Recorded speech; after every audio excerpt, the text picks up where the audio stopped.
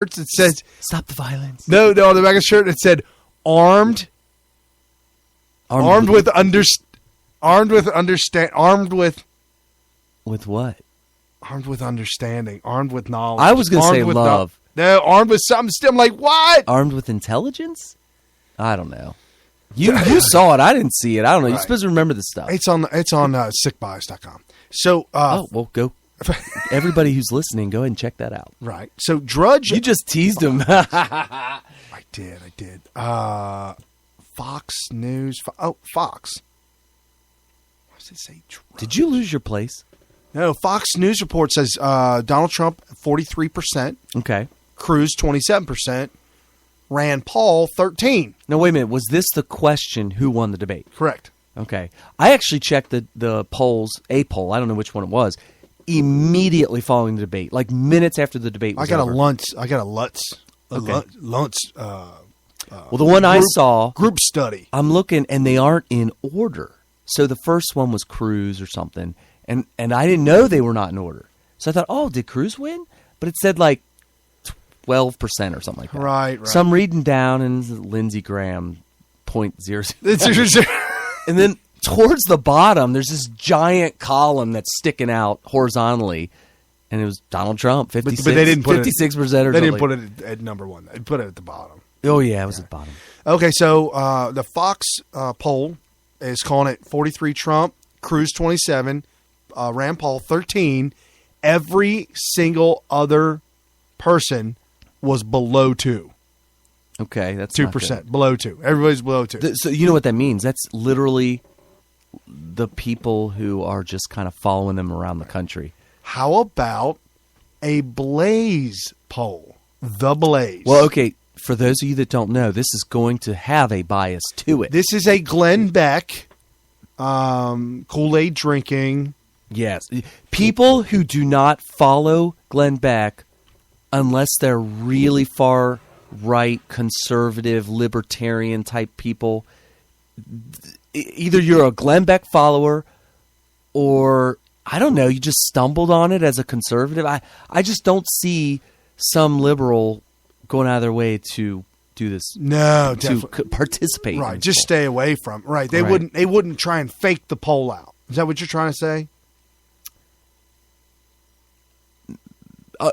Were these people randomly calling around? How does this poll? Because a lot of times the poll is conducted by having it available on their website. Right, and it was for you to vote.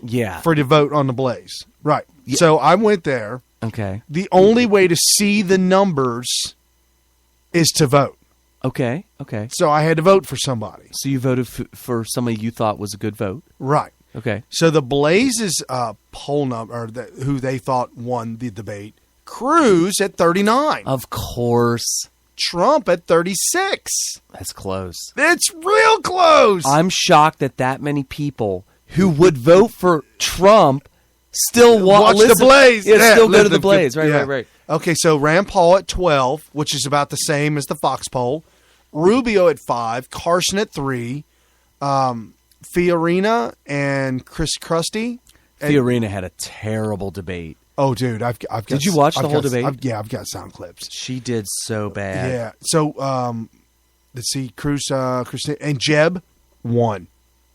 1%? No, he won. Oh, he won with 1. Oh, 1%. No, he had 1%. He got his number one. He's number one with 1%. Oh. Now the Lutz focus group. If you ever watch Fox News, you know it's that big husky dude. He's short. I don't know if he's tall or not, but he's husky. He's husky. And he has a group of people. I don't know where they find these people. Sometimes they're crazies. Sometimes they were dead wrong. Yeah. But they try to get an equal, 50-50 liberals and conservatives. Now, they didn't give any numbers on the poll. They just said the group says the biggest winner of the night, Ted Cruz, runner-up, Chris Christie.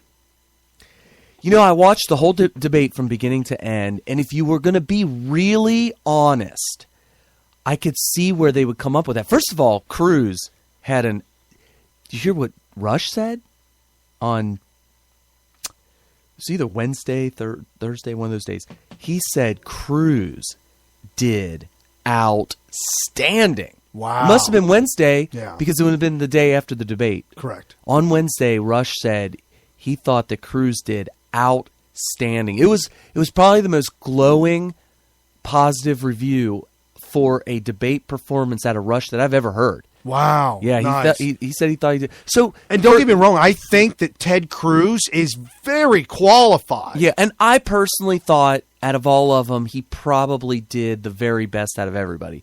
I didn't really understand the later criticisms of the exchange between Cruz and Rubio. Apparently, Rubio nailed Cruz on something that nobody really registered at first. It didn't register with me. It was days later when people said, "Ooh, I think Rubio caught Cruz in an inconsistency." Right. And it was exposed days later. And then, of course, the Cruz camp had to come back and say, "No, that's not what I meant, or that's not what I said, that's not how I meant it, or that's not what really happened." Right. So there was a lot of back and forth in the subsequent days after the debate between Rubio and Cruz camps. It was interesting. But Christie sounded really good. There was one thing that Christie said that I thought ruined his night, and that was his stance on Russia invading people's privacy in order to stop terrorism is just too much. Well, what he said about Russia, I'll get into that in a minute. The guy, in my mind, the guy seems like he could be a loose cannon and not really know what he's doing. Right. And with Rubio too. International policy. Now, you're talking about Russia specifically, but when it comes to violating people's privacy, which is talked about in the Constitution, you need to have not a subpoena, whatever, from the court in order to search people's warrant. No, warrant. You got to have a warrant. It's very clear in the Constitution, in the Fourth Amendment. In the very beginning of the debate, there was a one-up.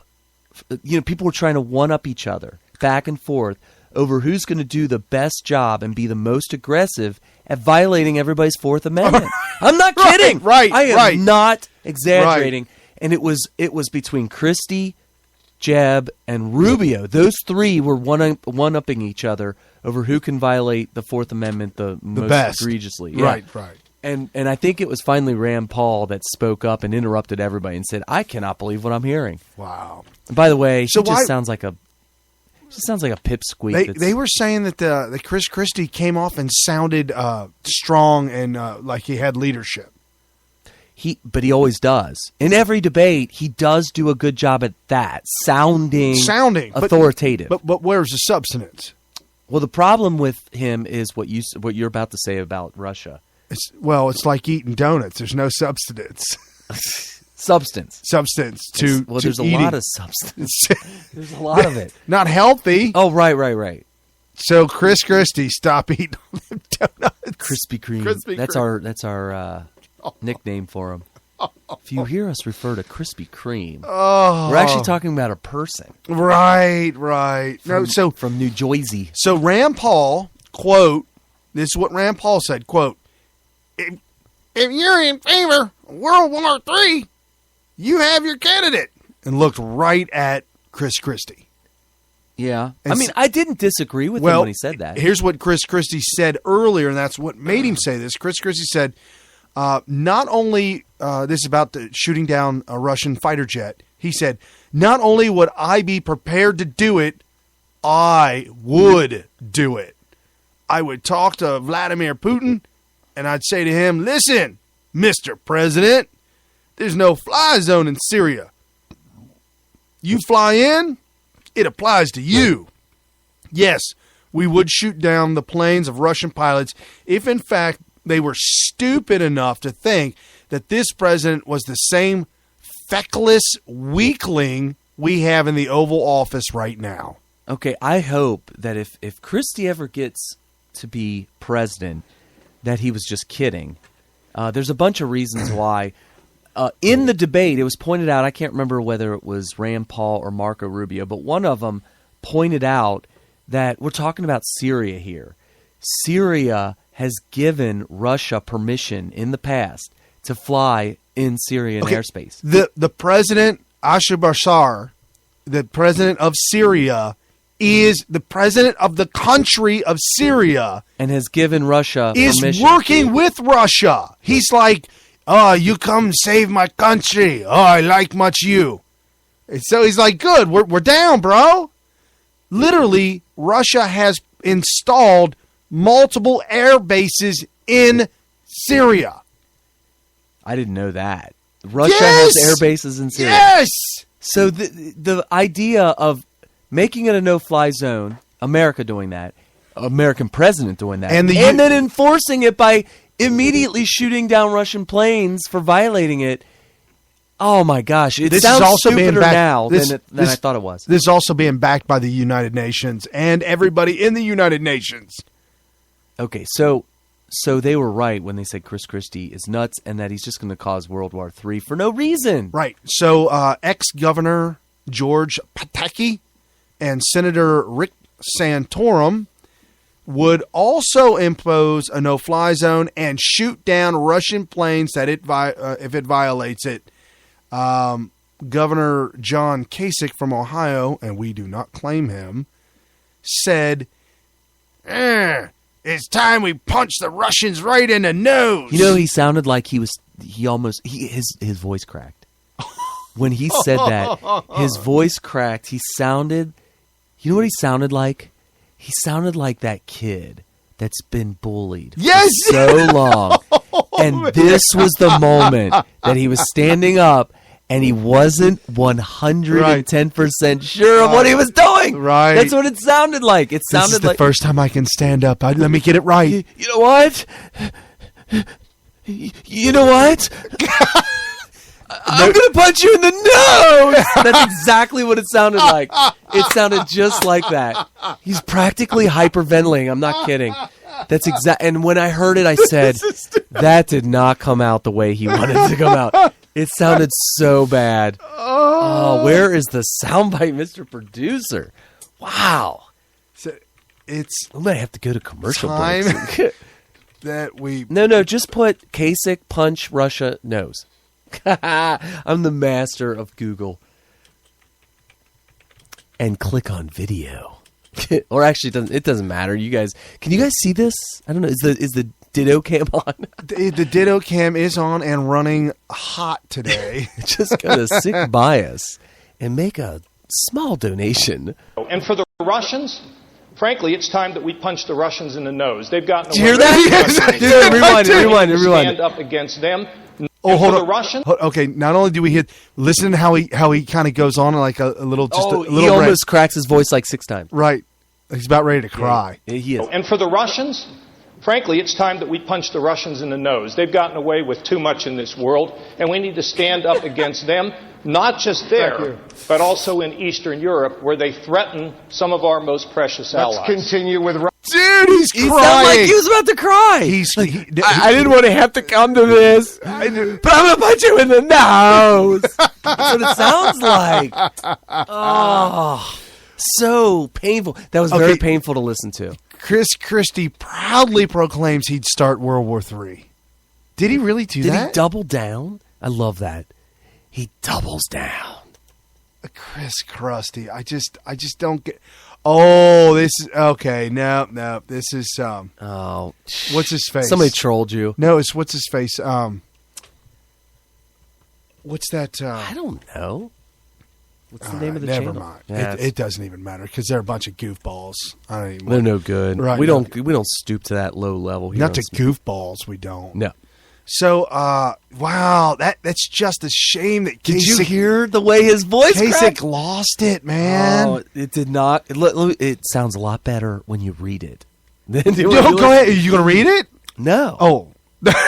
No, I'm saying. Yeah. If you have to read the transcript, right, that might have came off okay. But watching it, I remember watching it and thinking, that did not. Dude, you recoiled. Yes, I recoiled very bad. Yes. Okay, so Carly Fiorina, she said she would impose a no-fly zone and not even talk to Putin until we've conducted military exercises in the Baltic states on Russia's border. What the hell? So just like